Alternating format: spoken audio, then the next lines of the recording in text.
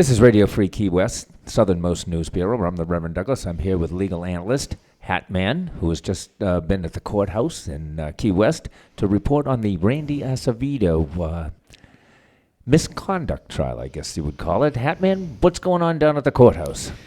Today is Thursday, August 27th, and it's about 3 o'clock. At 2:30 this afternoon, the evidentiary stage of this trial is over.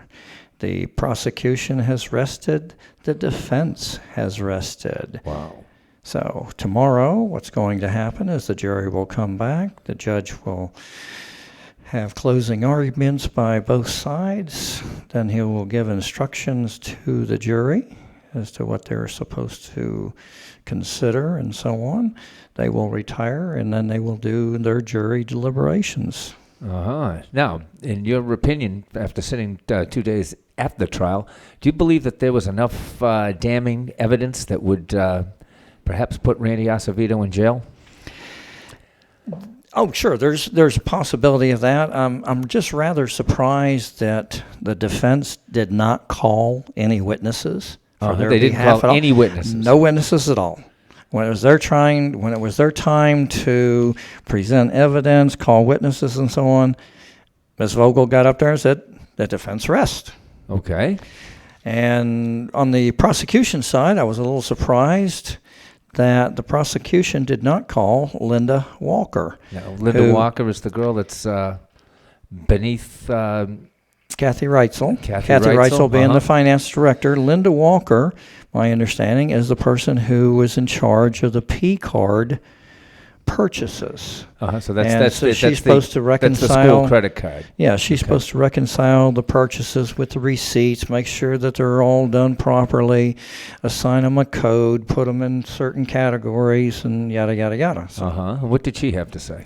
She wasn't called at all, and that's Okay. why I'm rather surprised. And she wasn't called, but so in other words, that they thought that just by having Kathy Reitzel as a witness, that that territory was already covered. She had gone over enough things that Linda Walker would have been redundant, I suppose. Okay, that makes sense. That makes a great deal of sense. The first thing this morning, though, there was perhaps the only controversy of the entire trial up to this point, was that Catherine Vogel addressed the court and told the judge that State Attorney Dennis Ward had had a chat with Kathy Reitzel and indicated that this was improper and that Vogel wanted an inquiry into the situation. And the judge asked Mr. Wilson what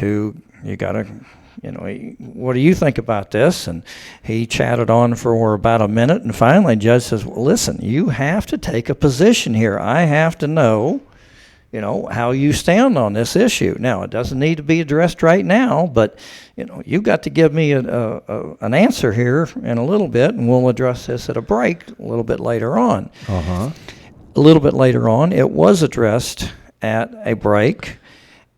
The decision was that there would be no inquiry. Dennis Ward was there. The judge did not ask him any questions, but apparently there was no impropriety. Now, the judge did tell Catherine Vogel that, look, my instructions to the witnesses, to the jury, and anybody else involved with this trial is you don't discuss this trial with anybody else, not amongst yourselves and the jury, not with anybody else. I didn't say that they couldn't have a talk about whether we're going to go down to the Rainbow Room tonight and we're going to watch the show, or whether the weather's nice, whether the Conch football team is going to do well. We can talk about anything else in the world that you want to talk about. You just can't talk about this trial. Right. And so there was no indications to the judge that any impropriety had occurred, so he declared, no, we're not going to have an inquiry. As far as I'm concerned, this is done and over with. The matter died down. But here's what's strangest. Dennis Ward is the state attorney. He is the prosecutor. He has a right to speak with his own witness. So where Catherine Vogel was coming with this, I have no clue. I mean, she did not explain, but it just didn't make any sense that you would say that you can't have a discussion with your own witness. Well, I would imagine that Ms. Vogel was worried that there would be some sort of something discussed that wasn't involved with the evidence that she was presented. In other words, there was something outside of her discovery that she was missing on, and probably felt that she should be privy to that conversation. That would be my guess. Well, it's only conjecture on our and part. The trial continues tomorrow, Hatman? The trial continues tomorrow. The jury will be there at 8:45 to 9 o'clock. They will go through the closing arguments. In the paper, I think it was written up as opening arguments. No, when the trial begins, they're opening statements. Then after you've had all the evidence presented, then they are closing arguments. So we will have the closing arguments tomorrow. Okay, so there you have it then. That's what we need to know. The Acevedo case will continue tomorrow at 8:45. Both sides, the prosecution and the defense, have both rested. Tomorrow the judge will charge the jury and instruct them as to what they should be looking for, and actually instruct them as to what they heard for evidence. And then we'll we'll ask the jury to go to chambers, and they'll decide the fate of ex-school superintendent Randy Acevedo tomorrow. Very true. Okay. When the state had finished their case in chief, the defense asked for a directed motion of acquittal. The judge ruled on count one that there was, on all three counts actually, he ruled that there was enough information that a reasonable juror would be able to come back with a possible conviction. Yes. And so the judge denied the defense motion on count 1, 2, and 3 that Randy be acquitted.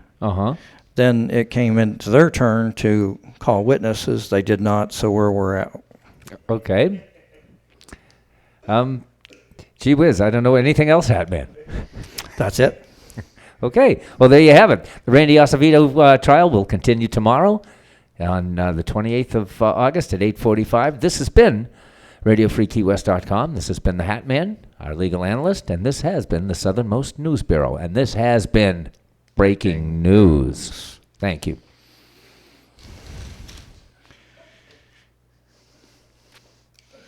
Is that a wrap?